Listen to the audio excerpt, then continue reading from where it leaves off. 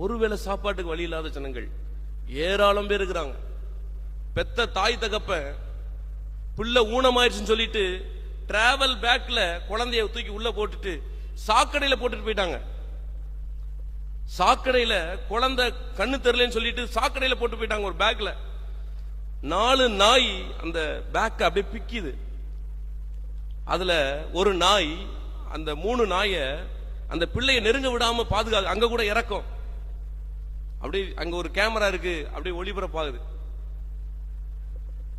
அன்புக்காக ஏங்கி கொண்டிருக்கிற ஜனங்கள் இந்த பூமியில நிறைய இருக்கிறாங்க.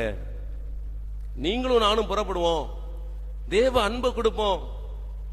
நிறைய பேரை நம்ம குற்றப்படுத்த வேண்டாம், இயேசுவின் அன்பை கொடுப்போம், புறப்படுவோம். தெய்வீக அன்பு இன்றைக்கு நம்முடைய தேசத்துக்கு தேவை. அன்புக்காக ஏங்கி கொண்டிருக்கிற ஜனங்கள் ஏராளம் பேர் இருக்கிறாங்க. பார்வையில்லாதவங்க மட்டுமே தமிழ்நாட்டில் 9,64,000 பேர் இருக்கிறாங்க. தமிழ்நாட்டில் மட்டும் நாங்க 1,60,000 பேரை தான் சந்திச்சிருக்கிறோம். இன்னும் 8 லட்சத்துக்கு மேல ஜனங்களை சந்திக்கணும். புறப்படுவோம்.